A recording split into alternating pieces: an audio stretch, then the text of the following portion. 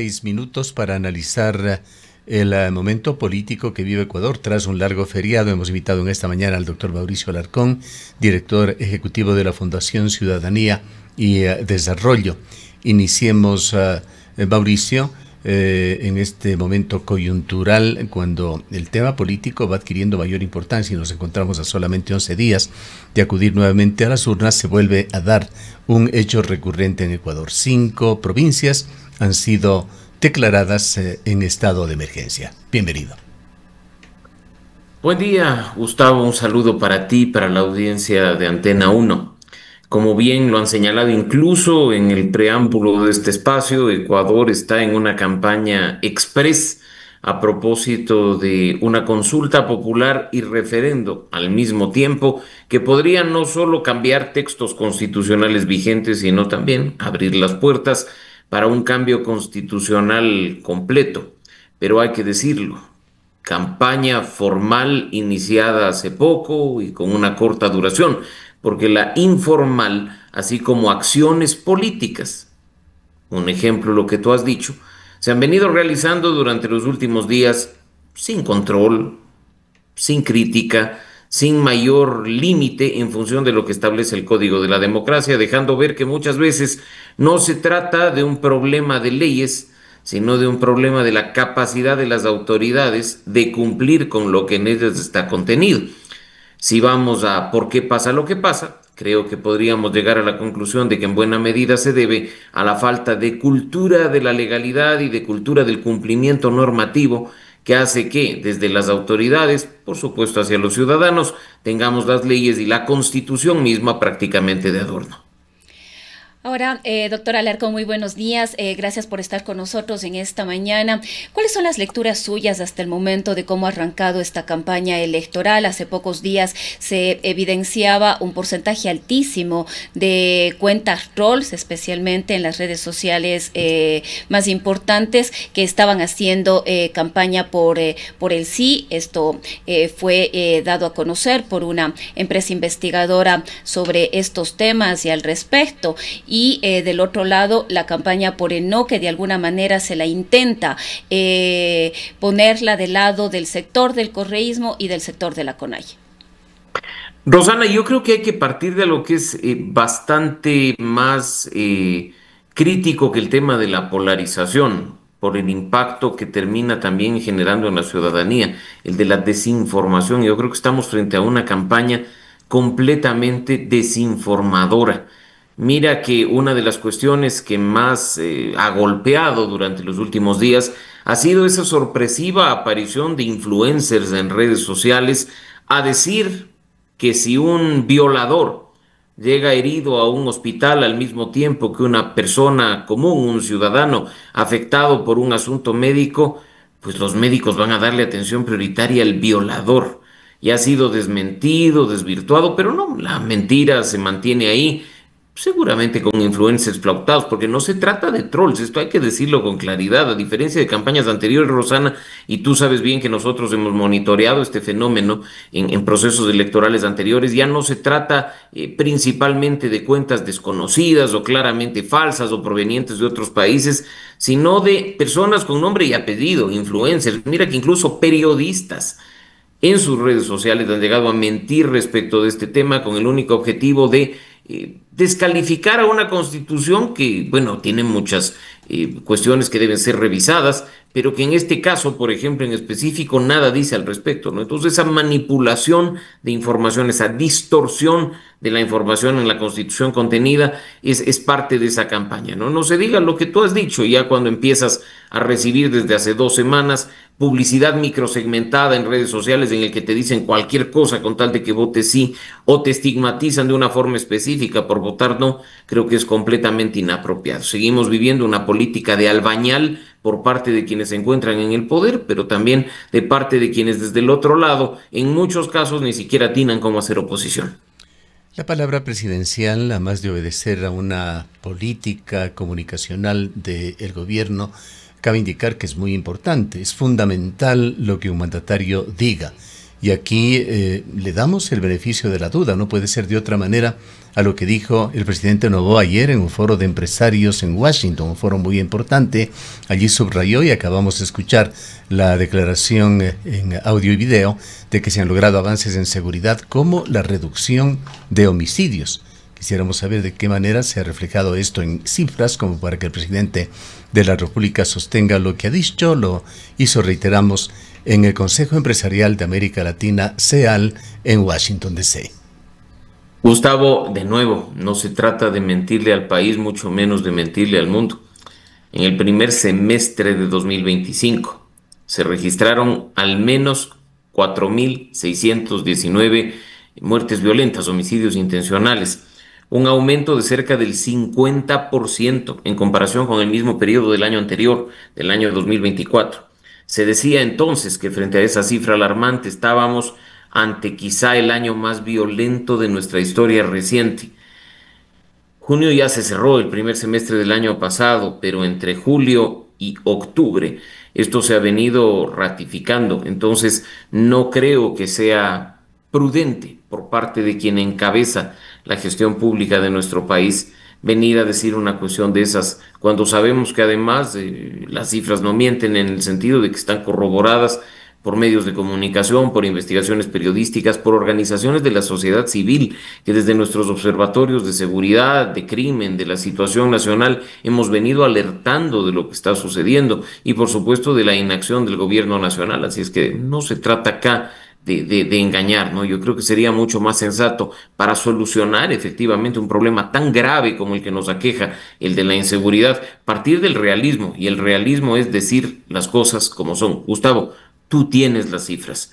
Creo que en este sentido hay que dejar en evidencia la forma malintencionada del presidente y de su equipo de querer torcer la realidad, cuando en las calles aún nos están secuestrando, extorsionando y hasta matando, ¿no? Entonces, creo que hay mucho trabajo por hacer, no solo a propósito de la coyuntura del referendo, sino en general de cara a los 3 años y medio y hasta un poco más que le restan de gestión a este mandatario.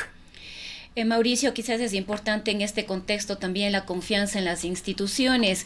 He podido estar en varios espacios de carácter social y de otra naturaleza, pero hay mucha desconfianza respecto del Consejo Nacional Electoral y sobre los resultados que pueda arrojarse el día 16, pasadas las elecciones, al cierre ya del proceso electoral a las 17 horas. ¿Se puede confiar en el Consejo Nacional Electoral? Mira, nosotros, Rosana, somos de los que hemos hecho seguimiento al trabajo del CNE, hemos sido críticos en algunos temas, hemos destacado su buen trabajo en otros. En lo personal y en lo institucional, confiamos en lo que significa el conteo de votos, la transparencia en cuanto a ratificar la manifestación de voluntad de los ciudadanos a través de sus papeletas, pero no se trata en un estándar de elecciones limpias, democráticas, únicamente ver el conteo de los votos, cuando tenemos nuevamente un proceso electoral con cancha inclinada y sin controles, con reglas de juego que no son del todo claras, con cuestiones como las que acabamos de señalar hace un principio, ¿no? Entonces yo creo que acá hay que ver un poco más allá de lo que significa contar los votos. Hay que ver lo que significa tener, como dice el estándar democrático, elecciones justas, libres, democráticas y transparentes. Creo que de ese estándar todavía hay trabajo por hacer y por supuesto el CNE, y no lo estoy defendiendo, pero creo que hace lo que puede con sus recursos, porque también hay que considerar que así como el sector justicia, así como otros sectores vinculados a la educación y a la salud, el sector electoral también tiene recursos insuficientes para poder hacer un trabajo adecuado. Mira que, por ejemplo, en el caso que nosotros también monitoreamos, y lo sabes tú, el del financiamiento de la política, el de lo que significa gestionar los recursos de las elecciones, el equipo con el que cuenta el Consejo Nacional Electoral para hacer una cobertura nacional es mínimo, es de muy pocas personas cuya capacidad física les impide hacer su trabajo. Ojalá en algún punto se le dé al proceso electoral la importancia que corresponde, se le dote de los recursos adecuados para que la institución pueda hacer su trabajo, y creo que ahí tendremos más elementos para, desde la ciudadanía, los medios de comunicación y la sociedad civil, criticar con mayor fuerza ese trabajo que a veces resulta insuficiente. Las encuestas, Mauricio, han arrojado sus resultados. Estas, a propósito, desaparecen a partir del día viernes. Mañana será el último día que se permite publicarlas. Quisiera destacar, más allá de aquellas que le dan al sí o al no, esa cifra de aproximadamente 70% de la repregunta que han hecho varios encuestadores para detectar cuánto conocen sobre lo que se está votando, y esta arroja cifras de un 70% aproximadamente de desconocimiento de las 4 preguntas esenciales de esta consulta, menos de lo que esto significa. La pregunta para ustedes: ¿qué riesgos institucionales implica que la ciudadanía vote más por simpatía o por antipatía que por contenidos? Basémonos en la historia, Gustavo. Hasta el día de hoy, en el último periodo democrático de nuestro país, ¿ha habido algún referendo en el que se ha votado completamente a conciencia de lo que se estaba votando? ¿O se ha constituido cada referendo y cada consulta popular en la encuesta de popularidad más cara y financiada por los ecuatorianos? Resulta que si uno revisa un poco se dará cuenta que preguntas similares a las que hizo Guillermo Lasso y perdió, hizo Daniel Noboa y ganó. ¿Por qué? Porque cuando la hizo Lasso estaba en un momento bajo de popularidad y de credibilidad y la gente manifestó su rechazo de esa manera. Cuando lo hizo Noboa estaba en la cúspide de sus buenas gestiones y la ciudadanía se votó masivamente a decirle que sí. Entonces, creo que también hay mucho de responsabilidad por parte de los ciudadanos. Cuando las instituciones nos juegan en contra, Gustavo, Rosana y amigos, en darnos una campaña tan corta, una campaña en la que no se puede fundamentar bien qué se está votando, cómo se está votando. Mira que incluso ahora es tan difícil encontrar los anexos a las preguntas para ver cómo quedan los artículos constitucionales, lo cual ha causado incluso, mira, confusión en el propio periodismo, Gustavo. Creo que estaremos nuevamente frente a un costoso referendo. Y voy a poner un simple ejemplo. He recibido en los últimos días algunas de interacciones con medios de comunicación, pedidos de entrevista y entrevistas formales, donde me preguntan: ¿qué opina usted de que se quite el financiamiento a las campañas electorales? ¿Afecta esto a los movimientos pequeños? Y yo le digo: lea el anexo.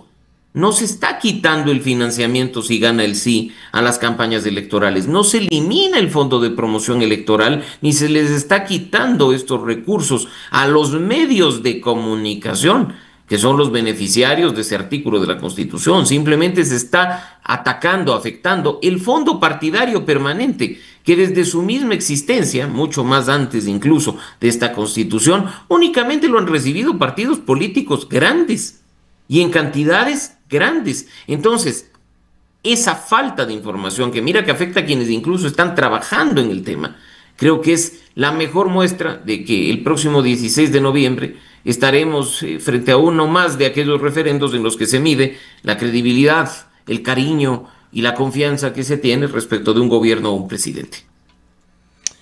¿Qué implicaciones constitucionales tendría una eventual asamblea constituyente en el marco de esta consulta, que es el tema más importante consultado? Gustavo, yo creo que pasamos a un periodo de alta inestabilidad normativa.